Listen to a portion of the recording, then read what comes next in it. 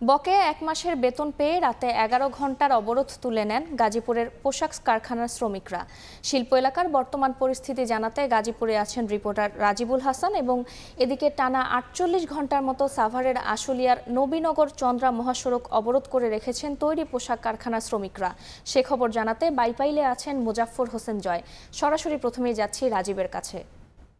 কিন্তু টানা পোশাক খাতে অস্থিরতা বিরাজ করছে। কখনো মহাসড়ক অবরোধ, আবার কখনো বিভিন্ন ধরনের যে অবরোধ বিক্ষোভ সেগুলো কিন্তু চলে আসছিল গত কয়েকদিন যাবৎ।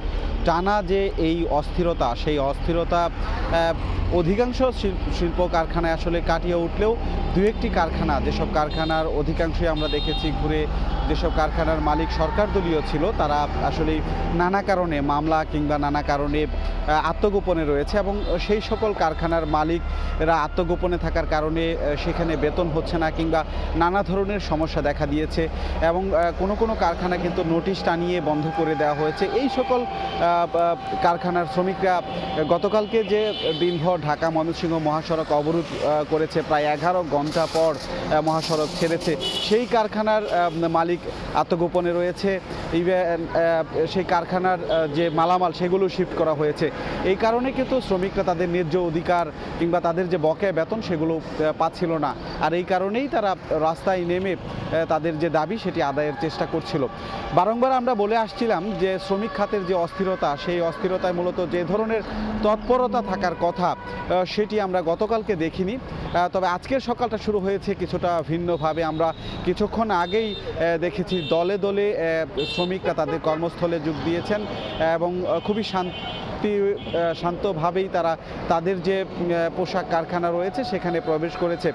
একটু বলে রাখছি যে যেহেতু এরকম অস্থিরতা চলছে, সেই কারণে কিন্তু তৈরি পোশাক খাতের যেসব সংশ্লিষ্ট যারা রয়েছেন তারাও এখন অনেকটা তৎপর রয়েছে। অর্থাৎ শ্রমিকরা যখন তাদের কর্মস্থলে ঢুকেন তখন তাদেরকে আগের মতো করে আরেকটু বেশি আসলে সচেতন হয়ে তাদেরকে ভেতরে ঢুকানো হচ্ছে। অর্থাৎ কেউ যাতে অপরিচিত গেইটের সামনে কিংবা ভেতরে প্রবেশ করতে না পারে সেটিও লক্ষ্য রাখা হচ্ছে। গাজীপুরের যে আজকের পরিস্থিতি সেটা হচ্ছে টঙ্গী, গাজীপুর, জয়দেবপুর, চান্দনা এবং মাওনা, সেই সকল এলাকায় এখন পর্যন্ত কোনো ধরনের অপ্রীতিকর ঘটনার সংবাদ আমরা পাইনি। তবে যেহেতু মাত্রই পোশাক শ্রমিকরা ভেতরে প্রবেশ করলো, পরবর্তীতে আসলে দেখা যাবে যে তাদের যে অস্থিরতা সেটা কতটুকু কাটবে। এখন পর্যন্ত খুবই শান্তভাবেই শ্রমিকরা কাজে ফিরেছে। মোটামুটি এই ছিল গাজীপুর থেকে আমার কাছ থেকে সবশেষ তথ্য। আমরা একটু গত কয়েকদিন যাবৎ যেহেতু সাভারের অস্থিরতা একটু বেশি ছিল, আজকের অবস্থা কি সেটি জানতে আমরা যেতে চাই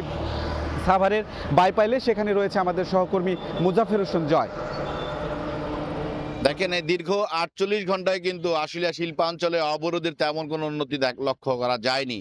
মূলত শ্রমিকরা নবীনগর চন্দ্রা মহাসড়কের বাইপাইলে যে অবরোধ কর্মসূচি পালন করছে, সেই অবরোধ কর্মসূচির ২ দিন পার হয়ে গেলে, অর্থাৎ ৪৮ দিন পার হলেও কিন্তু এখনো পর্যন্ত মহাসড়কে এই একই অবস্থায় রয়েছে যানবাহনগুলো। আজকে নতুন করে যে বাড়তি উপদ্রব হিসেবে দেখা দিয়েছে তা হচ্ছে যে মূলত শ্রমিকরা এই রোদ বৃষ্টির মধ্যে যে আন্দোলন করে আসছিল, তার প্রেক্ষাপটে কিন্তু আজকে সকাল থেকে তারা নতুন একটি কর্মসূচি গ্রহণ করেছে। তা হচ্ছে যে ভোরবেলা থেকেই বিভিন্ন কারখানায় শ্রমিকদের প্রবেশ করতে দেওয়া হচ্ছে না। ফলে অনেক শ্রমিকই বাড়িতে ফিরে গিয়েছেন। ইতিমধ্যেই রপ্তানি প্রক্রিয়া অঞ্চল সহ বিভিন্ন এলাকায় কিন্তু কারখানাতে প্রতিবন্ধকতা সৃষ্টি করা হচ্ছে যেন তারা কারখানায় অবস্থা শুরু না করতে পারে।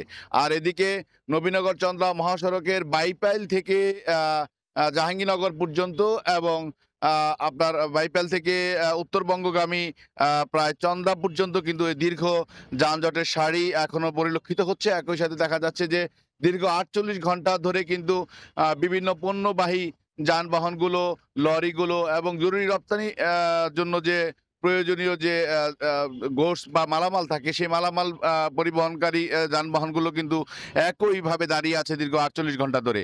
শ্রমিকরা বলছেন যে তাদের যে দাবি দেওয়া, তাদের যে আনুষঙ্গিক যে দাবি দেওয়া ছিল, সেই দাবি দেওয়া নিয়ে ৪৮ ঘন্টায় কিন্তু মালিক পক্ষ অথবা প্রশাসনের পক্ষ থেকে কেউই কিন্তু তাদের সাথে যোগাযোগ করেনি। ফলে এই অঞ্চলটিতে একটি কারখানাকে কেন্দ্র করে যে পরিস্থিতি তৈরি হয়েছে তা অত্যন্ত দুঃখজনক বলে এই এলাকায় বসবাসরত জনগণ বলছেন যে মূলত বিশেষ করে দূরপাল্লার যে যানবাহন এবং দূরপাল্লার যে আপনার পরিবহনগুলো আছে সেগুলো কিন্তু দীর্ঘক্ষণ রাস্তায় দাঁড়িয়ে রয়েছে এবং তাদের যে দুর্ভোগ সেই দুর্ভোগ চরমে উঠেছে বলে আমরা জানতে পেরেছি। তাই 48 ঘন্টার এই অসহনীয় দুর্ভোগ পালনে দুর্ভোগ লাঘবের জন্য প্রশাসনের যথাযথ প্রশাসন দৃষ্টি আকর্ষণ করেছেন সকলেই।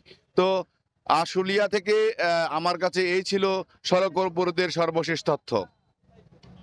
সরাসরি যুক্ত ছিলাম গাজীপুর এবং সাভারে।